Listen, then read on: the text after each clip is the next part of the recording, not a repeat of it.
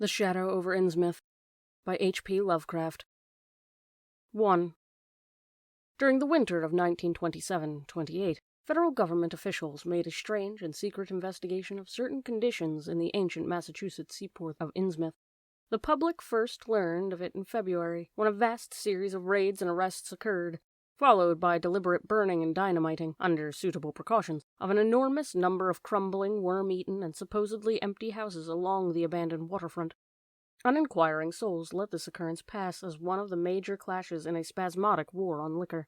Keener news followers, however, wondered at the prodigious number of arrests, the abnormally large force of men used in making them, and the secrecy surrounding the disposal of the prisoners. No trials, or even definite charges, were reported, nor were there any captives seen thereafter in the regular jails of the nation. There were vague statements about disease and concentration camps, and later about dispersal in various naval and military prisons, but nothing positive ever developed. Complaints from many liberal organizations were met with long confidential discussions, and representatives were taken on trips to certain camps and prisons. As a result, these societies became surprisingly passive and reticent. Newspapermen were harder to manage, but seemed largely to cooperate with the government in the end. Only one paper, a tabloid always discounted because of its wild policy, mentioned the deep-diving submarine that discharged torpedoes downward into the marine abyss just beyond Devil Reef. That item, gathered by chance in the haunt of sailors, seemed indeed rather far-fetched, since the low, black reef lies a full mile and a half out of Innsmouth harbor. But at last I am going to defy the ban on speech about this thing. Results, I am certain, are so thorough that no public harm save a shock of repulsion could ever accrue from the hinting of what was found by those horrified raiders at Innsmouth, for my contact with this affair has been closer than that of any other layman, and I have carried away impressions which are yet to drive me to drastic measures. It was I who fled frantically out of Innsmouth in the early morning hours of July 16, 1927, and whose frightened appeals for government inquiry and action brought on the whole reported episode. I was willing enough to stay mute while the affair was fresh and uncertain, but now that it is an old story, with public interest and curiosity gone, I have an odd craving to whisper about those few frightful hours in that ill-rumored and evilly shadowed seaport of death and blasphemous abnormality. I never heard of Innsmouth till the day before I saw it for the first and, so far, last time. I was celebrating my coming of age by a tour of New England, sightseeing, antiquarian, and genealogical, and had planned to go directly from ancient Newburyport to Arkham, whence my mother's family was derived. I had no car, but was traveling by train, trolley, and motor coach, always seeking the cheapest possible route. In Newburyport, they told me that the steam train was the thing to take to Arkham, and it was only at the station ticket office, when I demurred at the high fare, that I learned about Innsmouth. The stout, shrewd-faced agent, whose speech showed him to be no local man, seemed sympathetic towards my efforts at economy, and made suggestion that none of my other informants had offered. "You could take that old bus, I suppose," he said with certain hesitation, "but it ain't thought much of hereabouts. It goes through Innsmouth, you may have heard about that, and so the people don't like it. Run by an Innsmouth fellow, Joe Sargent, but never gets any custom from here or Arkham either, I guess. Leaves the square, front of Hammond's drugstore, at 10 a.m. and 7 p.m., unless they changed lately. Looks like a terrible rattletrap. I've never been on it." That was the first I ever heard of shadowed Innsmouth. Any reference to the town not shown on common maps or listed in recent guidebooks would have interested me, and the agent's old manner of allusion roused something like real curiosity, so I asked the agent to tell me something about it. He was very deliberate, and spoke with an air of feeling slightly superior to what he said. "Innsmouth, well, it's a queer kind of town down at the mouth of Manaxet. Used to be almost a city, quite a port before the War of 1812, but all gone to pieces in the last 100 years or so. No railroad now, B&M never went through, and the branch line from Rowley was given up years ago. More empty houses than there are people, I guess, and no business to speak of except fishing and lobstering. Everybody trades mostly here or in Arkham or Ipswich. Once they had quite a few mills, but nothing's left now except one gold refinery running through the leanest kind of part-time. That refinery, though, used to be a big thing, and Old Man Marsh, who owns it, must be richer'n Croesus. Queer old duck, though, and sticks mighty close in his home. He's supposed to have developed some skin disease or deformity late in life that makes him keep out of sight. Grandson of Captain Obed Marsh, who founded the business. His mother seems to have been some kind of foreigner, they say a South Sea Islander. So everybody raised Cain when he married an Ipswich girl 50 years ago. They always do that about Innsmouth people, and folks hereabouts always try to cover up any Innsmouth blood they have in 'em. But Marsh's children and grandchildren look just like anybody else so far as I can see. I've had 'em pointed out to me here, though. Come to think of it, the elder children don't seem to be around lately. Never saw the old man. And why is everybody so down about Innsmouth? Well, young fellow, you mustn't take too much stock in what people around here say. They're hard to get started, but once they do get started, they never let up. They've been telling things about Innsmouth, whisperin' 'em mostly, for the last 100 years, I guess, and I gather they're more scared than anything else. Some of the stories would make you laugh, about old Captain Marsh driving bargains with the devil and bringing imps out of hell to live in Innsmouth, or about some kind of devil worship and awful sacrifices in some place near the wharves that people stumbled on around 1845 or thereabouts. But I come from Panton, Vermont, and that kind of story don't go down with me. You ought to hear, though, about some of the old-timers tell about the Black Reef off the coast. Devil Reef, they call it. It's well above water a good part of the time, and never much below it. And at that you could hardly call it an island. The story is that there's a whole legion of devils seen sometime off that reef, sprawled about and darting in and out of some kind of caves near the top. It's a rugged, uneven thing, a good bit over a mile out, and towards the end of the shipping days sailors used to make big detours just to avoid it. That is, sailors that didn't hail from Innsmouth. One of the things they had against old Captain Marsh was that he was supposed to land on it sometimes at night when the tide was just right. Maybe he did, and I dare say the rock formation was interesting, and it's just barely possible he was looking for a pirate loot or maybe finding it. But there was talk of his dealing with demons there. Fact is, I guess on the whole it was really the captain that gave the bad reputation to the reef. That was before the big epidemic of 1846, when over half the folks in Innsmouth was carried off. They never did quite figure out what the trouble was, but it was probably some foreign kind of disease brought from China or somewhere by the shipping. It surely was bad enough. There were riots over it, and all sorts of ghastly things that I don't believe ever got outside of town. And it left the place in awful shape, never came back. There can't be more than 300 or 400 people living there now. But the real thing behind the way folks feel is simply race prejudice. And I don't say I'm blaming those that hold it. I hate those Innsmouth folks myself, and I wouldn't care to go to their town. I suppose you know, though I can see you're a Westerner by your talk. And a lot of our New England ships used to have to do with queer ports in Africa, Asia, and South Seas, and everywhere else. And what queer kinds of people they sometimes brought back with them. You've probably heard about the Salem man that came home with a Chinese wife, and maybe you know there's still a bunch of Fiji Islanders somewhere around Cape Cod.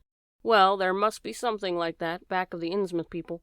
The place always was badly cut off from the rest of the country by marshes and creeks, and we can't be sure about the ins and outs of the matter. But it's pretty clear that old Captain Marsh must have brought home some odd specimens when he had all 3 of his ships in commission back in the 20s and 30s. There certainly is a kind of streak in the Innsmouth folk today. I don't know how to explain it, but it sort of makes you crawl.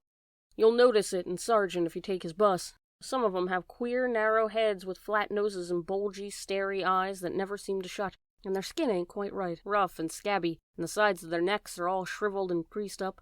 Get bald, too, very young. The older fellows look the worst. That is, I don't believe I've ever seen a very old chap of that kind. Guess they must die of looking in the glass. Animals hate 'em. They used to have lots of horse trouble before autos came in. Nobody can ever keep track of those people. The state school officials and census men have a devil of a time. You can bet that prying strangers ain't welcome around Innsmouth. I've heard personally of more'n one business or government man that disappeared there. And there's loose talk of one fellow who went crazy and is out at Danvers now. They must have fixed up some awful scare for that fellow. That's why I wouldn't go at night if I was you. I've never been there and have no wish to go. But I guess a daytime trip couldn't hurt you, even though the people hereabouts will advise you not to make it. If you're just sightseeing and looking for old-time stuff, Innsmouth ought to be quite the place for you. And so I spent part of that evening at the Newburyport Public Library, looking up data about Innsmouth. The Essex County histories on the library shelves had very little to say, except town was founded in 1643, noted for shipbuilding before the Revolution, a seat of great marine posterity in the 19th century, and later a minor factory center using the Monexit as power. The epidemic and riots of 1846 were very sparsely treated, as if they formed discredit to the country. References to decline were few, though the significance of the later record was unmistakable. After Civil War, all industrial life was confined to the Marsh Refining Company, and the marketing of gold ingots formed the only remaining bit of major commerce aside from eternal fishing.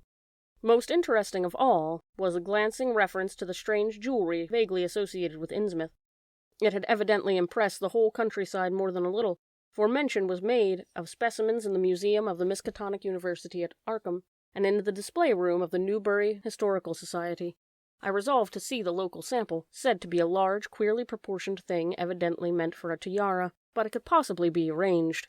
The librarian gave me a note of introduction to the curator of the society, a Miss Anna Tilton, who lived nearby, and after a brief explanation that ancient gentlewoman was kind enough to pilot me into the closed building, since the hour was not outrageously late. The collection was a notable one indeed, but in my present mood I had eyes for nothing but the bizarre object which glistened in a corner cupboard under the electric lights. It took no excessive sensitiveness to beauty to make me literally gasp at the strange, unearthly splendor of the alien, opulent fantasy that rested there on a purple velvet cushion. The longer I looked, the more the thing fascinated me, and in its fascination there was a curiously disturbing element hardly to be classified or accounted for. I decided that it was the queer, otherworldly quality of the art which made me uneasy. It was as if the workmanship were that of another planet. The patterns all hinted of remote secrets and unimaginable abysses in time and space, and the monotonously aquatic nature of the reliefs became almost sinister. Among the reliefs were fabulous monsters of abhorrent grotesqueness and malignity, wholly primal and awesomely ancestral. At times I fancied that every contour of these blasphemous fish-frogs was overflowing with the ultimate quintessence of unknown and inhuman evil. In odd contrast to the tiara's aspect was its brief and prosy history, as related by Miss Tilton. It had been pawned for a ridiculous sum at the shop in State Street in 1873 by a drunken Innsmouth man shortly afterward killed in a brawl. Miss Tilton was inclined to believe that it formed some part of exotic pirate hoard discovered by old Captain Obed Marsh. This view was not weakened by the insistent offers of purchase at a high price which the Marshes began to make as soon as they knew of its presence, at which they repeated to this day despite the Society's unvarying determination not to sell. As the good lady showed me out of the building, she was assured that the rumors of devil worship were partly justified by a peculiar secret cult, which had gained force there and engulfed all of the orthodox churches.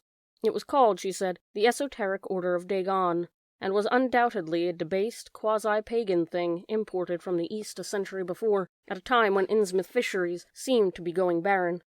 Its persistence among the simple people was quite natural in a view of sudden and permanent return of abundantly fine fishing, and it soon came to be the greatest influence on the town. All this, to the pious Miss Tilton, formed an excellent reason for shunning the ancient town of decay and desolation, but to me it was merely a fresh incentive, and I could scarcely sleep in my small room at the Y as the night wore away. 2. Shortly before 10 the next morning I stood with my one valise in front of Hammond's drugstore in the old Market Square waiting for the Innsmouth bus. In a few moments a small motor coach of extreme decrepitude and dirty gray color rattled down State Street, made a turn, and drew up at the curb beside me. I felt immediately that it was the right one, a guess which the half-illegible sign on the windshield, Arkham, Innsmouth, Newport, soon verified. There were only 3 passengers, dark, unkempt men, of sullen visage and somewhat youthful cast, and when the vehicle stopped they clumsily shambled out and began walking up State Street in a silent, almost furtive fashion. The driver also alighted. This, I reflected, must be the Joe Sargent mentioned by the ticket agent, and even before I had noticed any details, there spread over me a wave of spontaneous aversion which could be neither checked nor explained. He was a thin, stoop-shouldered man, not much under 6 feet tall, dressed in shabby blue civilian clothes and wearing a frayed gray golf cap.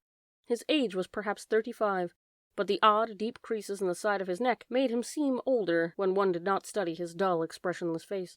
He had a narrow head, bulging, watery blue eyes, and seemed never to wink, a flat nose, a receding forehead and chin, and singularly undeveloped ears. As he walked towards the bus, I observed his peculiarly shambling gait, and saw that his feet were inordinately immense. The more I studied them, the more I wondered how he could buy any shoes to fit them. A certain greasiness about the fellow increased my dislike. He was evidently given to working or lounging around the fish docks, and carried with him much of the characteristic smell. Just what foreign blood was in him, I could not even guess. I was sorry when I saw that there would be no other passengers on the bus. Somehow I did not like the idea of riding alone with this driver, but as the leaving time obviously approached, I conquered my qualms and followed the man aboard, extending him a dollar bill and murmuring the single word, Innsmouth. At length the decrepit vehicle started with a jerk and rattled noisily past the old brick buildings of State Street amidst the cloud of vapor from the exhaust. The day was warm and sunny, but the landscape of sand, sedge-grass, and stunted shrubbery became more and more desolate as we proceeded. Out of the window I could see the blue water and sandy line of Plum Island, and we presently drew very near the beach as our narrow road veered off from the main highway to Rowley and Ipswich.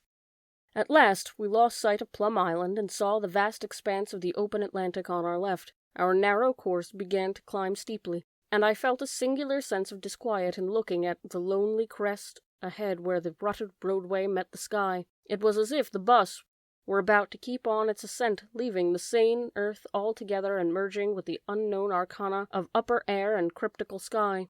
The smell of the sea took on ominous implications, and the silent driver's bent, rigid back and narrow head became more and more hateful. As I looked at him, I saw that the back of his head was almost as hairless as his face, having only a few straggling yellow strands upon the gray, scabrous surface.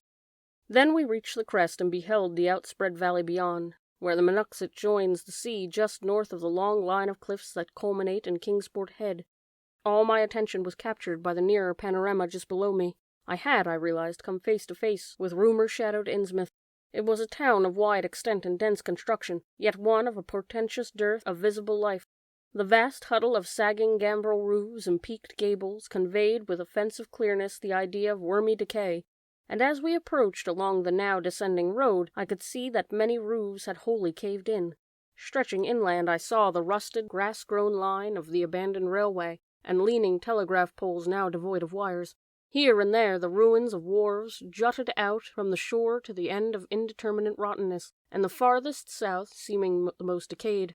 And far out at sea, despite a high tide, I glimpsed a long black line scarcely rising above the water, yet carrying the suggestion of odd latent malignancy. This, I knew, must be Devil Reef. As I looked, a subtle, curious sense of beckoning seemed superadded to the grim repulsion, and oddly enough, I found this overtone more disturbing than the primary impression. As the bus reached a lower level, I began to catch the steady note of a waterfall through the unnatural stillness. The leaning, unpainted houses grew thicker, lined both sides of the road, and displayed more urban tendencies than those we were leaving behind. The panorama ahead had contracted to a street scene, and in spots I could see where a cobblestone pavement and stretches of black sidewalk had formerly existed. All the houses were apparently deserted, and there were occasional gaps where tumble-down chimneys and cellar walls told of buildings that had collapsed. Pervading everything was the most nauseous, fishy odor imaginable. And I was not to reach my destination without one other very strong impression of poignantly disagreeable quality. The bus had come to a sort of open concourse or radio point of churches on two sides, and the bedraggled remains of a circular green in the center, and I was looking at a large pillared hall on the right-hand junction ahead. The structure's once white paint was now gray and peeling, and the black and gold sign on the pediment was so faded that I could only with difficulty make out the words, Esoteric Order of Dagon. The door of the church basement was open, revealing a rectangle of blackness inside, and as I looked, a certain object crossed or seemed to cross the dark rectangle, burning into my brain a momentary conception of nightmare, which was all the more maddening because analysis could not show a single nightmarish quality in it. It was a living object, the first except the driver that I had seen since entering the compact part of town, and had I been in a steadier mood I would have found nothing whatever of terror in it. Clearly, as I was realized a moment later, it was a pastor, clad in some peculiar vestments doubtless introduced since the Order of Dagon had modified the ritual of the local churches. The thing had probably caught my first subconscious glance, and supplied the touch of bizarre horror. Was the tall tiara he wore, an almost exact duplicate of the one Miss Tilton had shown me the previous evening. This, acting on my imagination, had supplied namelessly sinister qualities to the indeterminate face and robed, shambling form beneath it. A very thin sprinkling of repellent-looking youngish people now became visible on the sidewalks, lone individuals, and silent knots of 2 or 3. The lower floors of the crumbling houses were sometimes harbored small shops with dingy signs, and I noticed a parked truck or two as we rattled along. The sound of waterfalls became more and more distinct, and presently I saw a deep river gorge ahead, spanned by a wide, iron-railed highway bridge, beyond which a large square opened out. Then we rolled into a large semicircular square across the river, and drew up on the right side in front of a tall cupola-crowned building, with remnants of yellow paint and with a half-effaced sign proclaiming it to be the Gilman House. I was glad to get out of that bus, and at once proceeded to check my valise in the shabby hotel lobby. There was only one person in sight, an elderly man without what I had come to call the Innsmouth look, and I decided not to ask him any of the questions which bothered me, remembering that odd things had been noticed in this hotel. Instead, I strolled out from the square, from which the bus had already gone, and studied the scene minutely and appraisingly. For some reason or other, I chose to make my first inquiries at the chain grocery, whose personnel was not likely to be native to Innsmouth. I found a solitary boy of about 17 in charge, and was pleased to note the brightness and affability which promised cheerful information. He seemed exceptionally eager to talk, and I soon gathered that he did not like the place, its fishy smell, or its furtive people. His family did not like him to work in Innsmouth, but the chain had transferred him there, and he did not wish to give up his job. There was, he said, no public library or chamber of commerce in Innsmouth, but I could probably find my way about. The street I had come down was Federal. West was that of the fine old residence streets, Broad, Washington, Lafayette, and Adams, and east of it were the shoreward slums. Certain spots were almost forbidden territory, as he learned at considerable cost. One must not, for example, linger much around the Marsh Refinery, or around any of the still used churches, or around the pillared Order of Dagon Hall at New Church Green. Those churches were very odd, all violently disavowed by their respective denominations elsewhere, and apparently using the queerest kind of ceremonials and clerical vestments. As for the Innsmouth people, the youth hardly knew what to make of them. Their appearance, especially those staring, unwinking eyes which one never saw shut, was certainly shocking enough, and their voices were disgusting. It was awful to hear them chanting in their churches at night, and especially during their main festivals or revivals, which fell twice a year on April 30th and October 31st. They were very fond of the water, and swam a great deal in both river and harbor. Swimming races out to Devil Reef were very common, and everyone in sight seemed well and able to share in this arduous sport. It would be of no use, my informant said, to ask the natives of anything about the place. The only one who would talk was a very aged but normal-looking man who lived at the poorhouse, on the north rim of town, and spent his time walking about or lounging the fire station. This hoary character, Zadok Allen, was 96 years old and somewhat touched in the head, besides being a town drunkard. He was a strange, furtive creature, who constantly looked over his shoulder as if afraid of something, and when sober could not be persuaded to talk at all with strangers. He was, however, unable to resist any offer of his favorite poison, and once drunk would furnish the most astonishing fragments of whispered reminiscence. After all, though, little useful data could be gained from him, since his stories were all insane, incomplete hints of impossible marvels and horrors which could have no source save in his own distorted fancy. Nobody ever believed him, but the natives did not like him to drink and talk with any strangers. It was not always safe to be seen questioning him.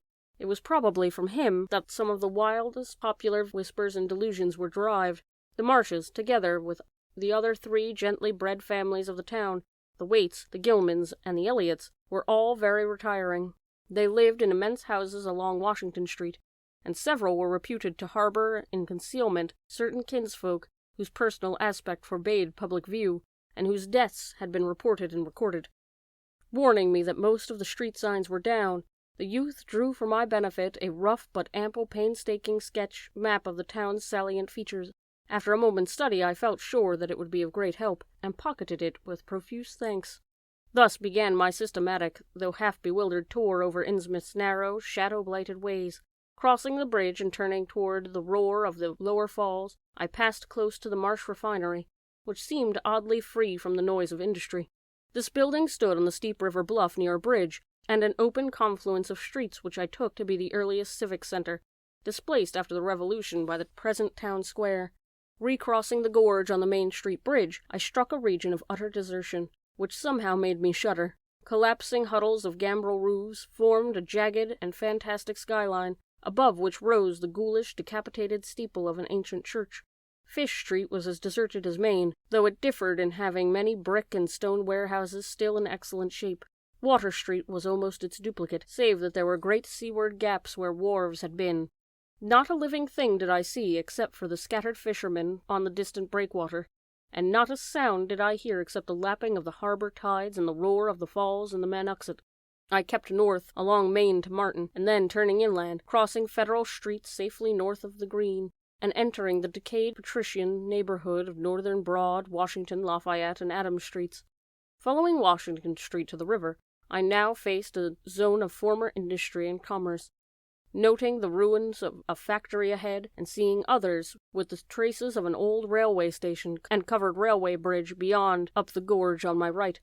The uncertain bridge now before me was posted with a warning sign, and I took the risk and crossed again to the south bank where traces of life reappeared. Furtive, shambling creatures stared cryptically in my direction, and more normal faces eyed me coldly and curiously. Innsmouth was rapidly becoming intolerable, and I turned down Payne Street toward the square in the hope of getting some vehicle to take me to Arkham before the still distant starting time of that sinister bus. It was then that I saw the tumble-down fire station on my left, and noticed the red-faced, bushy-bearded, watery-eyed old man in indescript rags, who sat on a bench in front of it, talking with a pair of unkempt but not abnormal-looking firemen. This, of course, must be Zadok Allen, the half-crazed, liquorish, nonagenarian, whose tales of old Innsmouth and its shadow were so hideous and incredible. 3. I had been assured that the old man could do nothing but hint at wild, disjointed, and incredible legends, and I had been warned that the natives made it unsafe to be seen talking with him. Yet the thought of this aged witness to the town's decay, with memories going back to the early days of ships and factories, was a lure that no amount of reason could make me resist. Curiosity flared up beyond sense and caution, and in my youthful egotism I fancied I might be able to sift a nucleus of real history from the confused, extravagant outpouring I would probably extract with the aid of whiskey. A quart bottle of such was easily, though not cheaply, obtained from the rear of a dingy variety store just off the square in Elliott Street. Re-entering the square, I saw that luck was with me, for, shuffling out of Payne Street around the corner of the Gilman house, I glimpsed nothing less than the tall, lean, tattered form of old Zadok Allen himself. In accordance with my plan, I attracted his attention by brandishing my newly purchased bottle, and soon realized that he had begun to shuffle wistfully after me as I turned into Waite Street on my way to the most deserted region I could think of. Before I reached Main Street, I could hear a faint and wheezy, "Hey, mister," behind me, and I presently allowed the man to catch up and take copious pulls from the quart bottle. I began putting out feelers as we walked along to Water Street, and turned southward amidst the omnipresent desolation and crazily tilted ruins, but found that the aged tongue did not loosen as quickly as I had expected. At length I saw a grass-grown opening towards the sea beyond the crumbling brick walls, and the weedy length of an earth and masonry wharf projecting beyond. Piles of moss-covered stones near the water promised tolerable seats, and the scene was sheltered from all possible view by a ruined warehouse on the north. About 4 hours remained for conversation if I were to catch the 8 o'clock coach for Arkham, and I began to dole out more liquor to the ancient tippler, meanwhile eating my own frugal lunch. In my donations I was careful not to overshoot the mark, for I did not wish Zadok's vinous garrulousness to surpass into a stupor. After an hour his furtive taciturnity showed signs of disappearing, and something or other had caused his wandering gaze to light on the low, distant line of Devil Reef. Then, showing plainly and almost fascinatingly above the waves, he bent toward me, took hold of my coat lapel, and hissed out some hints that could not be mistaken. "There's where it all begun. That cursed place of all wickedness where the deep water starts. Gate of hell, sheer drop down to a bottom-sounding line Kintek. Old Captain Obed done it. Him that found out more'n was good for him in the South Sea Islands. Never was nobody like Captain Obed. Old limb of Satan. I can mind him a-tellin' about furrin parts, and callin' all the folks stupid for goin' to Christian meetin' and bearin' them burdens meek and lowly. Says they orter get better gods, like some of the folks in the Injies. Gods as us bring 'em good fishin' in return for their sacrifices, and 'd really answer folks' prayers. Matt Elliott, his first mate, talked a lot too, only he was agin folks' doin' any heathen things. Told about an island east of Otaheite, where they was a lot of stone ruins older'n anybody knew of anything about, kind of like them on Ponape in the Carolines. but with carvings of faces that looked like big statues on Easter Island. There was a little volcanic island near there, too, where there was other ruins of different carvings. Ruins all wore away like they'd been under the sea once, and with pictures and awful monsters all over 'em. Well, sir, Matt, he says the natives around there had all the fish they could catch, and sported bracelets and armlets and head rings, made out of queer kind of gold and covered with pictures and monsters just like the ones carved over the ruins on the little island, sort of fish-like frogs or frog-like fishes, that was drawed in all kinds of positions like they was human beings. Nobody could get at them where they got all the stuff, and all the other natives wondered how they managed to find fish in plenty even when the very next islands had lean pickings. Matt, he got to wondering too, and so did Captain Obed. Obed, he notices, besides, that lots of handsome young folks drop out of sight for good from year to year, and that they want many old folk around. Also, he thinks some of the folks look darn queer, even for Kaniaks. It took Obed to get the truth out of them heathens. I don't know how he came done it, but he begun by trading for the gold-like things they wore, asked 'em where they came from, and if they can get more, and finally wormed out a story out of old Chief. Wallachia, they called him. Nobody but Obed had ever believed the old yeller devil, but the captain could read folks like they was books. Nobody never believes me now when I tell 'em, and I don't suppose you will, young feller. Though come to look at you, you have got kind of them sharp reading eyes like Obed had. The old man's whisper grew fainter, and I found myself shuddering at the terrible, sincere portentousness of his intonation, even though I knew his tale could be nothing but drunken fantasy. Well, Sir Obed, he learnt that they's things on this arth as most folks never heard about, and wouldn't believe if they did hear. It seems these Kaniaks was sacrificing heaps of their young men and maidens to some kind of god thing that lived under the sea, and getting all kinds of favors in return. They met the things on the little islet with the queer ruins, and it seems they awful pictures of fish frog monsters was supposed to be pictures of these things. Maybe they was a kind of critters as got all the mermaids' stories and sex arted. They had all kinds of cities on the sea bottom, and this island was heaved up from there. Seems they was some of the things alive in the stone buildings where the island came up sudden to the surface. That's how the Kaniaks got wind they was down there. Made a sign talk as soon as they got over being skirt, and pieced up a bargain afore long. Them things liked human sacrifices. Had 'em ages afore, but lost track of the upper world arter time. What they done to the victims it ain't for me to say, and I guess Obed wasn't none too sharp about asking. But it was all right with the heathens, because they been having a hard time and was desperate about everything. They give a sartain number of young folks to the sea things twixt every year, May Eve and Halloween, reg'lar as could be. Also give some of the carved knickknacks they made. What the things agreed to give in return was plenty of fish. They druv 'em in from all over the sea, and a few gold-like things now and then. When it come to mating with them toad-looking fishes, the Kaniaks kind of balked. But finally they learnt something as put on a new face on the matter. Seems the human folk has got a kind of relation to sick water beasts, that everything come alive out of the water onct, and only needs a little change to go back again. Them things told the Kaniaks that if they mixed bloods, there'd be children as'd look human at first, but later turn more and more like the things, till finally they'd take to the water and jine the main lot of things down there. And this is the important part, young feller. Them as turned into fish things and went into the water wouldn't never die. Them things never died except they was kilt violent. Well, sir, it seems by the time Obed knowed them islanders, they was all full of fish blood from them deep water things. When they got old and begun to show it, they was kept hid until they felt like taking to the water and quitting the place. Some was more tetched than others, and some never did change quite enough to take to the water, but mostly they turned out just the way them things said. Them as was born like the things changed early, but them as nearly human sometimes stayed on the island till they was past 70, though they'd usually go down under for trial trips afore that. Folks as had took to the water generally come back a good deal to visit, so's a man 'd often be a-talking for his own 5 times great-grandfather who'd left the dry land a couple of 100 years or so afore. Everybody got out of the idea of dying, except in canoe wars with the other islanders, or as sacrifices to the sea gods down below, or from snake bite or plague or sharp-looking galloping ailments or something afore they could take to the water, but simply looked for'ard to a kind of change that wasn't a bit 'orrible arter a while. They thought what they'd got was well worth all they'd had to give up, and I guess Obed kind of come to think of the same hisself when he chewed over to old Wallachiyah's story a bit.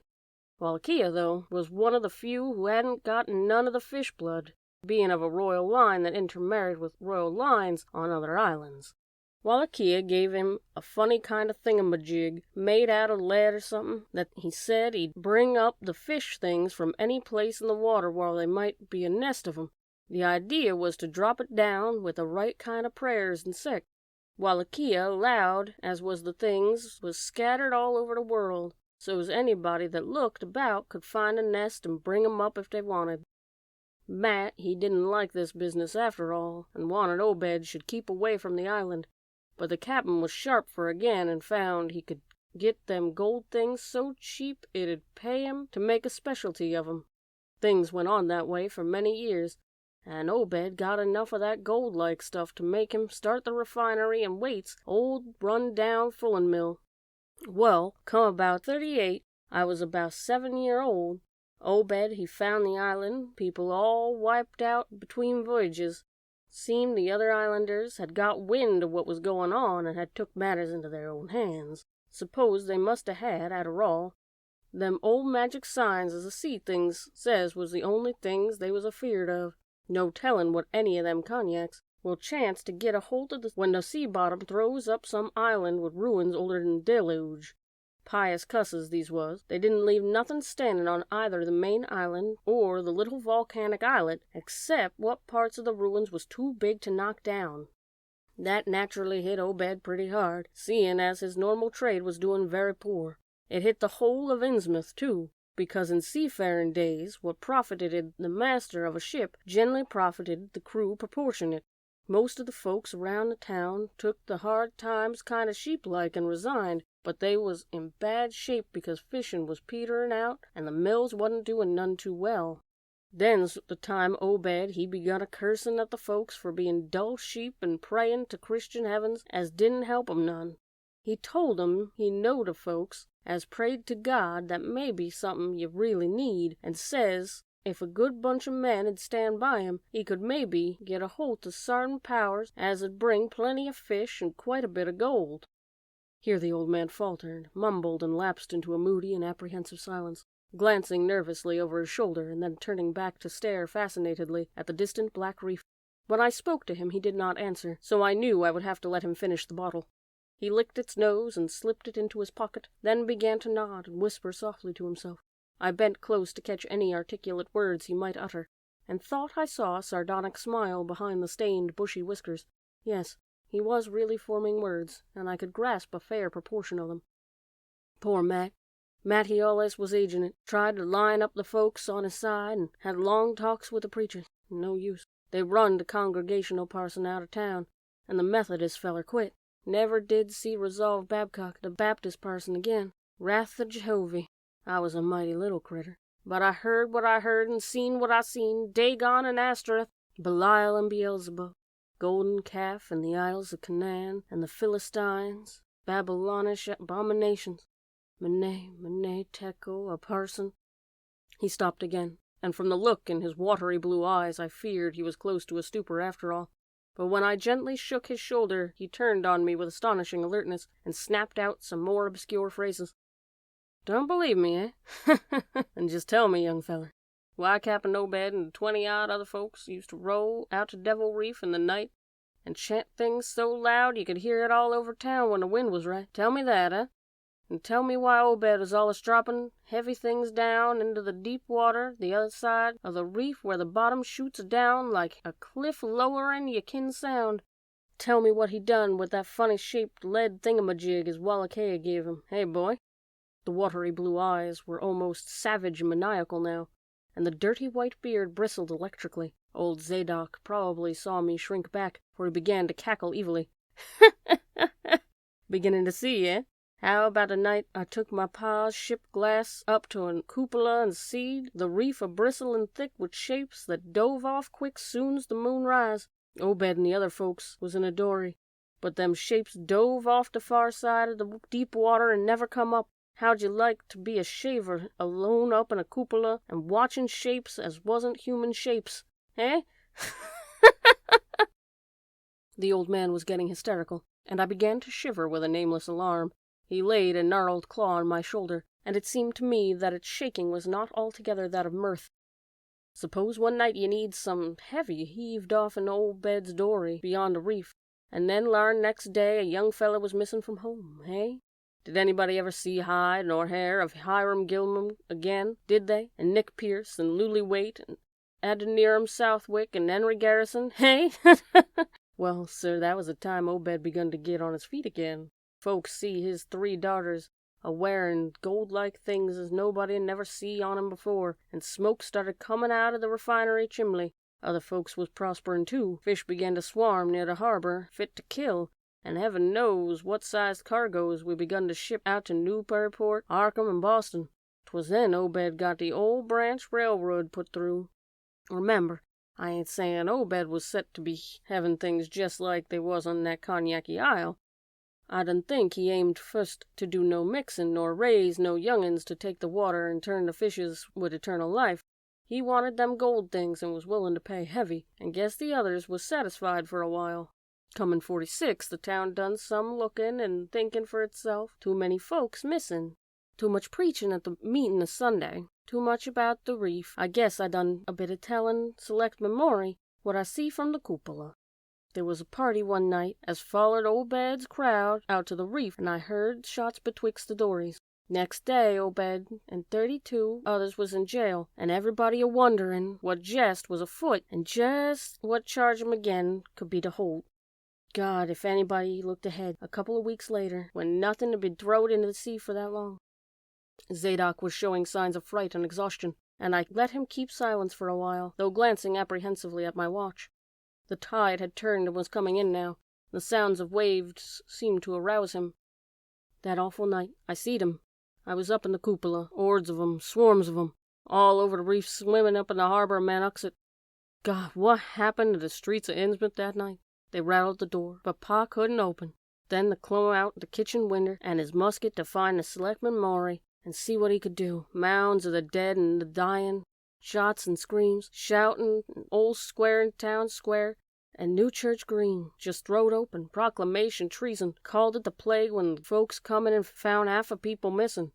Nobody left them as jinin' Obed and them things, or else keep quiet. Never heard of my pa no more. The old man was panting, perspiring profusely. His grips on my shoulder tightened. Everything was cleaned up in the morning, but they was traces. Obed, he kinder take charge of things and said he was going to be changed. Others worship with us when the meeting time. In certain houses he's got to entertain guests. They got to mix like they had done with the cognacs.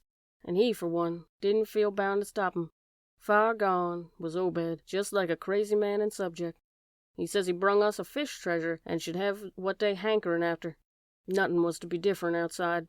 Only we was to keep shy of the strangers if we knowed what was good for us. We all had to take the oath of Dagon, and later on was the second and third oaths that some of us took. Them as'd help special and get special rewards, gold and sec. No use balkin', for they was millions of 'em down there. They'd rather not start risin' and wipin' out humankind, but if they was gave away and forced to, they could do a lot towards just that.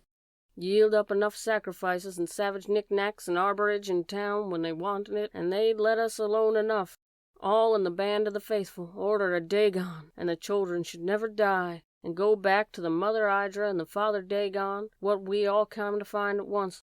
Iya, Iya, Cthulhu Fatagan, Funi, Megalith, Cthulhu Relay, Wanagal Fatagan. Old Zadok began to moan now, and tears were coursing down his channeled cheeks in the depths of his beard. God, what I seen since I was 15 years old. Mene, Tekel a parson.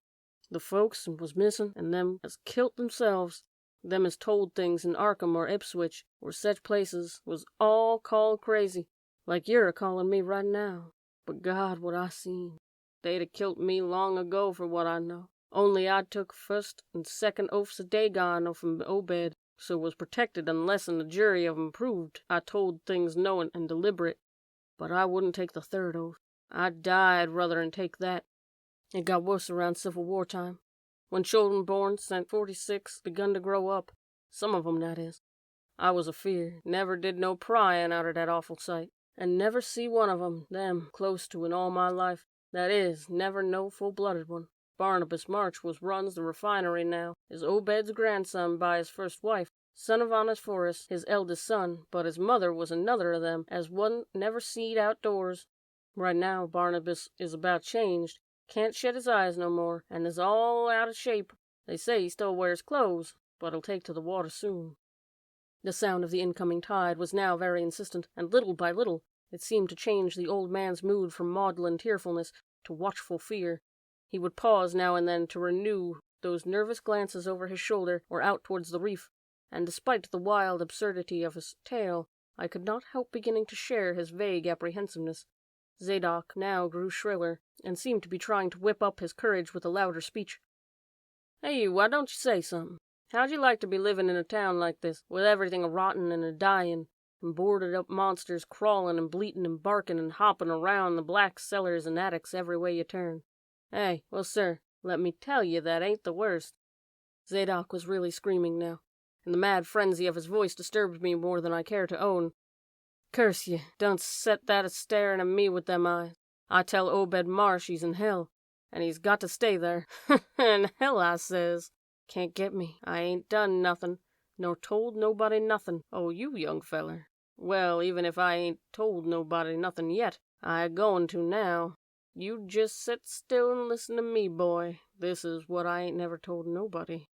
I says I didn't get to do no pryin' outer that night, but I found things out just the same. You want to know what a real horror is, hey?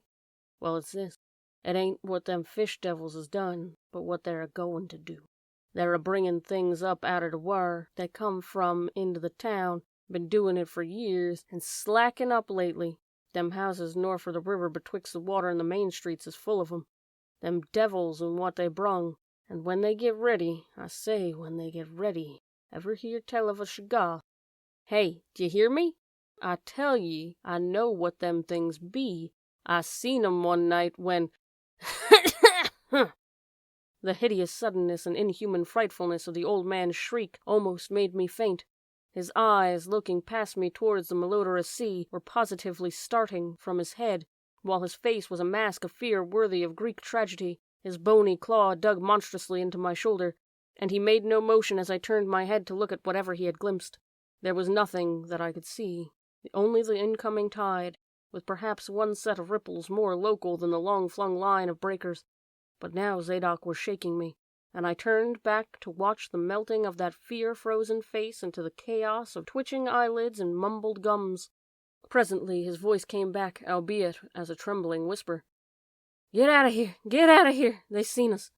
Get out for your life! Don't wait for nothing! They know now! Run for it, quick! Out of this town!"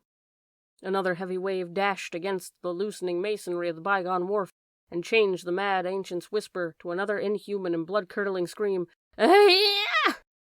Before I could recover my scattered wits, he had relaxed his clutch on my shoulder and dashed wildly inland towards the street, reeling northward around the ruined warehouse wall.